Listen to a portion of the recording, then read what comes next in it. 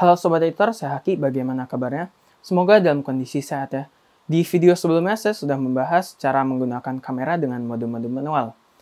Tapi bisa nggak sih kamera HP setarain kamera DSLR?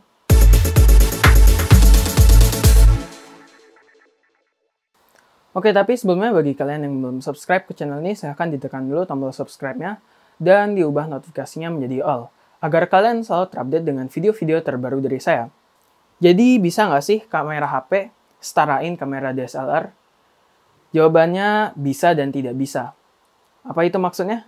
Maksudnya adalah ada beberapa fitur yang dimiliki HP dan dimiliki DSLR juga, tetapi ada fitur yang hanya dimiliki DSLR, sedangkan kamera HP tidak memiliki fitur tersebut.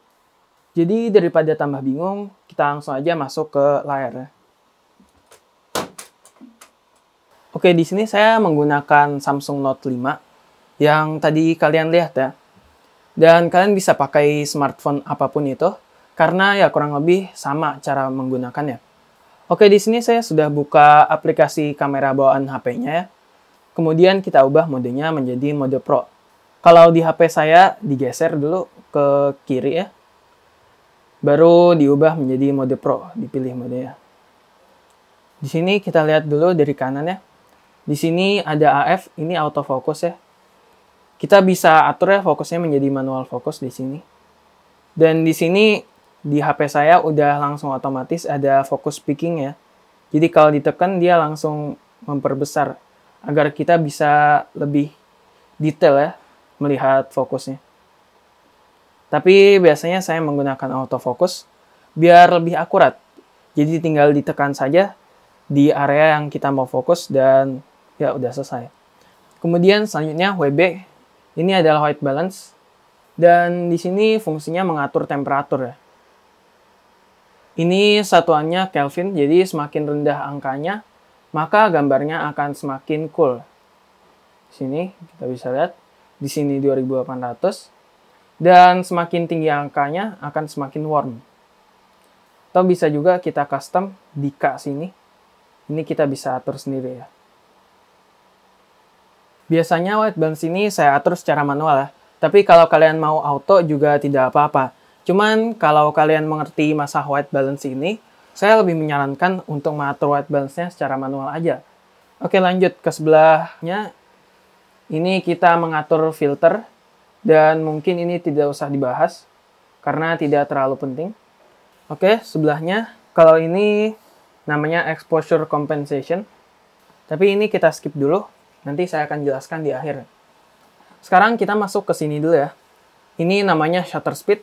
Tapi saya tidak mengerti kenapa Samsung melambangkan shutter speed ini dengan lambang aperture ya. Tapi ya nggak apa-apa, intinya shutter speed ya. Jadi shutter speed ini fungsinya adalah mengatur kecepatan dalam menangkap gambar. Jadi sedikit penjelasan, kalau ada benda bergerak kita ambil dengan shutter speed lambat, maka benda tersebut akan menjadi blur. Sedangkan kalau shutter speed-nya cepat, maka akan menghasilkan gambar yang lebih tajam pada gambar bergerak. Tapi semakin cepat shutter speed-nya, maka gambarnya akan semakin gelap ya. Di sini ISO-nya saya ubah dulu ya. Di sini. Dan kalian bisa lihat, kalau shutter speed-nya cepat, maka ini akan semakin gelap ya. Tapi semakin lambat shutter speed-nya, maka akan semakin terang. Ini satuannya detik ya. Oke, kemudian lanjut di sebelahnya ini ISO ya. ISO ini fungsinya mengatur kecerahan.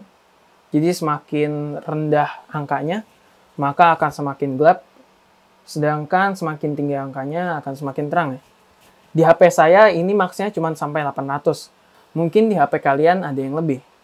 Tapi di sini untuk saya fungsi utama ISO adalah menyetarakan shutter speed. Saya tidak memikirkan noise karena di kamera saya ini di max ISO-nya 800 juga tidak ada noise-nya. Jadi ya aman-aman aja. Tapi kalau di kamera kalian di max ISO-nya sudah terlihat noise, ya hati-hati aja ya. Jangan sampai kelewatan. Terakhir kita balik lagi ke exposure compensation. Jadi ini fungsinya adalah mengatur kecerahan. Apabila ISO atau shutter speed-nya diatur auto, atau keduanya auto, maka exposure compensation ini baru berfungsi. Oke, di sini saya akan mengubah shutter speed-nya menjadi auto dulu ya. Oke, di sini udah auto ya. Baru exposure compensation-nya ini bisa dipakai. Oke, jadi ini fungsinya untuk mengatur kecerahan. Jadi kalau kalian perhatikan di sini, kalau saya naikin, di sini ISO-nya juga bakal berubah ya. Sedangkan kalau kita turunin, ini ISO-nya juga bakal berubah ya. Bakal turun juga ISO-nya. Jadi ini fungsinya mengatur kecerahan aja ya. Jadi kalau misalnya kita atur di +1, dan kemudian ISO-nya kita ubah, dia kecerahannya bakal sekitar segitu-segitu aja ya. Ini lihat, kalau di 100, dia shutter speed-nya di 1/15. Kalau kita naikin, dia shutter speed-nya juga tambah cepat ya, jadi 1/30. Atau kita turunin jadi lebih gelap ya. Seperti ini. Kalau di ISO 800, dia shutter speed-nya 125. Kalau kita turunin ke 100, dia shutter speed-nya juga bakal berubah jadi 1/15 ya. Ya, intinya kayak gitu aja untuk exposure compensation. Oke, jadi itu ada beberapa fitur yang sama-sama dimiliki kamera HP dan kamera DSLR. Tapi fitur apa sih yang tidak dimiliki HP tapi dimiliki DSLR? Jawabannya sebenarnya ada banyak ya. Ada active delight, ada auto bracketing, ada raw file. Tapi raw file bisa juga di HP. Tapi dengan aplikasi lain ya, nanti saya akan jelaskan. Kemudian ada picture control, ada multiple exposure, ada color space, dan lain-lain ya. Masih banyak lainnya. Oke, jadi sedikit penjelasan untuk raw file ya. Jadi perbedaannya dengan file JPEG biasa, kalau raw file itu memiliki info warna yang lebih banyak. Jadi lebih fleksibel ya untuk dipakai editing. Jadi untuk mengambil raw file, kita bisa menggunakan aplikasi kamera lainnya. Tapi biasanya saya menggunakan aplikasi Lightroom ya. Karena untuk saya Lightroom itu paling enak ya. Jadi kita habis ambil gambar, kita bisa langsung edit ya. Jadi kita langsung aja ke layar lagi ya. Oke, jadi di sini saya ada Lightroom-nya di sini. Jadi kalau kalian baru download, kalian bisa langsung aja ya sign up karena itu gratis ya. Oke, di sini sudah terbuka ya Lightroom-nya. Kemudian kalian bisa pilih icon kamera ini ya untuk masuk ke mode ambil gambar ya. Di sini kalian ubah dulu ya dari mode auto ke profesional. Dan di sini kalian bisa atur-atur ya. Ini shutter speed, ini ISO, ini white balance. Dan ini fokusnya. Dan untuk mengambil gambar dengan format RAW ya, kalian tinggal klik gambar yang JPEG ini. Icon yang JPEG ini.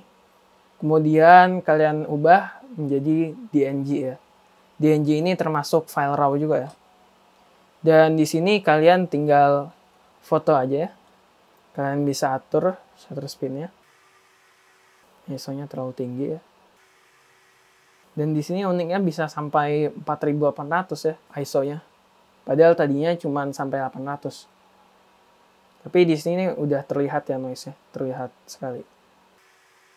Di sini karena bendanya diam, jadi shutter speed lambat juga tidak terlalu masalah. Dan tinggal klik aja. Dan untuk melihat gambarnya, kalian tinggal klik X ini, keluar dari mode ambil gambar. Dan kalian tinggal lihat all photo ya. Dan di sini udah ada ya gambarnya.